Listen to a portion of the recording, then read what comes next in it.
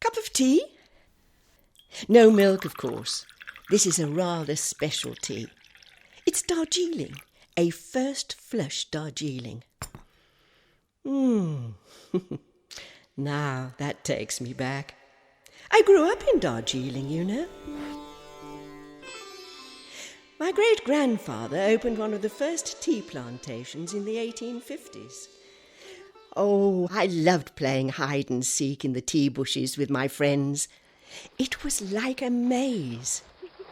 The tea pickers would tease us and try to get us to help them. But it always seemed like hard work, and the baskets were enormous. You know, you just have to pick the pointy part of the leaf at the top. That's called the jung, and only the next 2 or 3 leaves. Sometimes the sun was so fierce the women would balance an umbrella over their shoulders.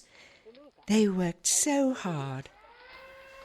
And when the hooter sounded at the end of the day, they'd all get de-mob happy and race down the hill laughing and chattering.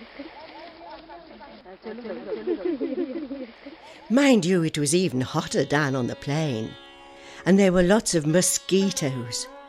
I remember my father told me he thought the British East India Company wanted to get their hands on the old Gurkha Hill station at Darjeeling.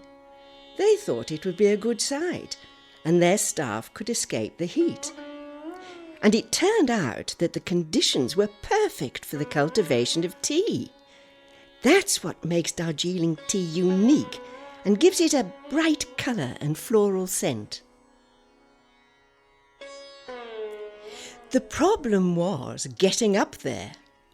It's over 7,000 feet up, and the hills are so very steep. There was an old hill cart road, but all that changed around 1880 when they built the railway. Now, that really is one of my most treasured memories. I can still hear the chuff, chuff, choo, choo. It's called the toy train, although it seemed quite big to me. Going for a ride on it was always a big adventure. It would take all day, and we'd have to get up really early to get to the station at Siliguri.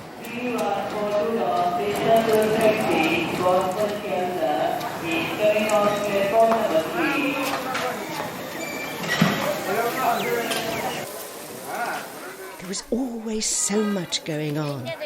All these people. I loved to watch them as we waited for the train to arrive.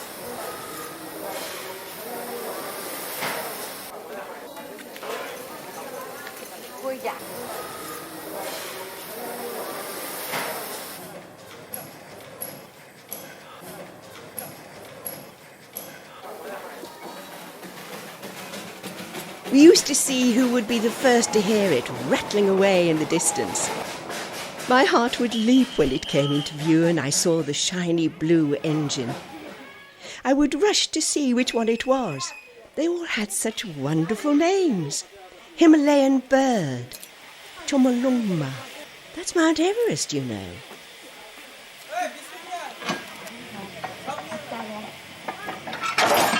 We'd clamber in, and it was like a palace, really posh.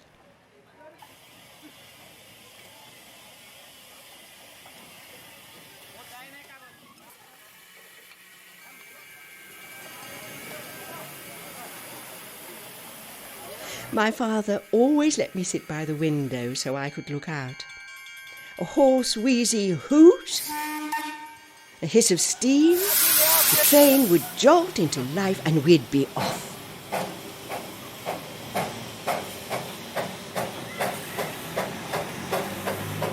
Mind you, I didn't like the first bit of the journey. The houses looked so scruffy. But they were soon left behind, and we'd be in the forest. Quite often a man would sit perched on a pile of sand at the front, ready to scatter it on the rails when the wheels lost their grip. Past the tea gardens, we'd keep crisscrossing the road. I believe that was the old hill cart road. There must be over 100 crossings. In the villages, the 2-foot-wide track runs right down the street, and everything has to give way to the train. Sometimes we'd be so close to people's houses you could almost reach out and touch them. The noise must have been deafening.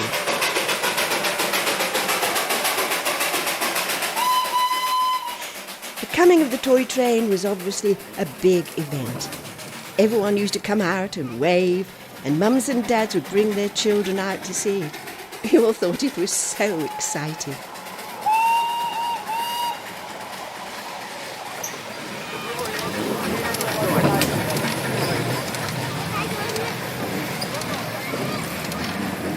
The older kids would run up and try to jump on the outside, hang on for a bit and then jump off. I wonder where they got that idea from.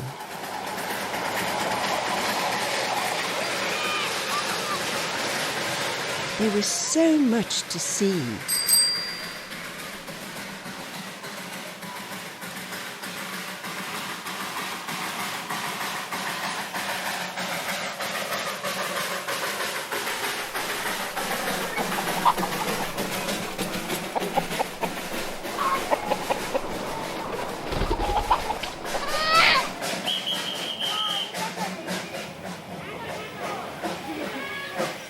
Every time we stopped, there'd always be someone by the track trying to sell us something.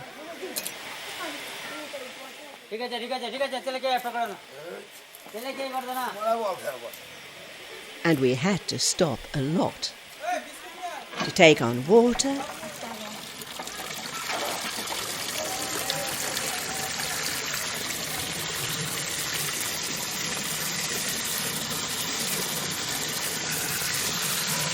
load up with coal,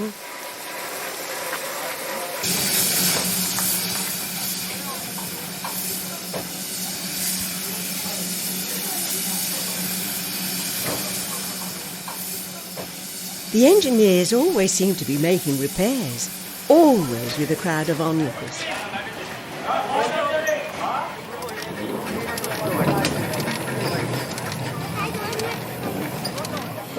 My favourite was when they raked out all the hot coals and ashes from the boiler.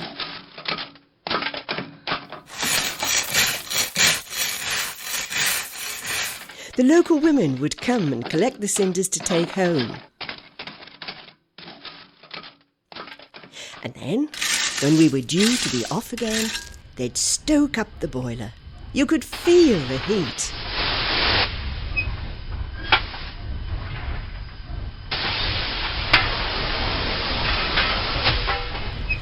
As you'd expect, there was always a lot of smoke.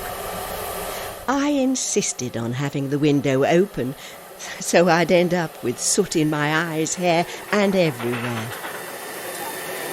The route was amazing. Sometimes you'd see what looked like a footpath clinging to the side of the mountains. And that was the railway. Of course, every year the monsoon rains would cause landslides and repairs were constantly needed.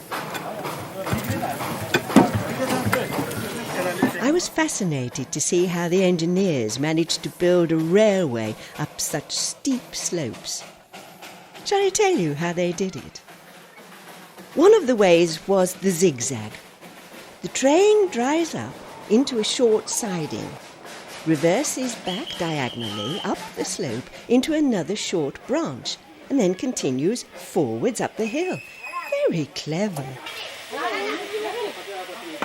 Everybody poked their heads out to see this. There was lots of flag waving and lads jumping out to change the points, all very exciting.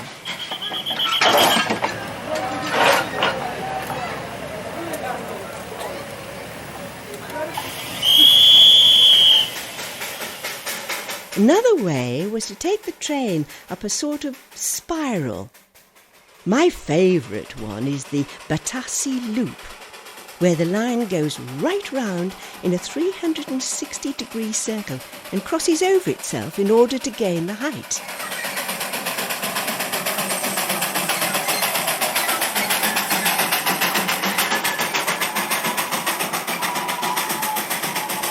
I I know that today there's the Gurkha Memorial in the middle of the loop.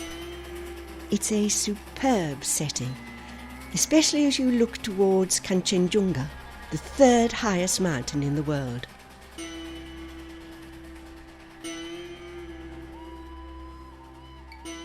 This is about the highest point of the route, and not far away is the famous Tiger Hill. Sometimes we'd go up there and join the hundreds of people that gather every morning to see the spectacular sunrise over the Himalayas.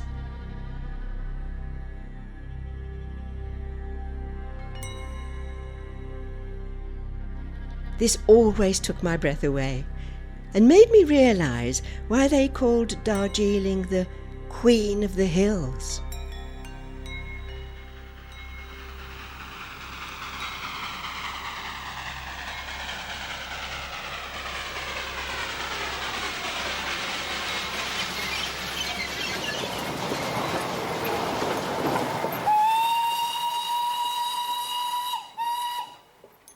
More tea, dear?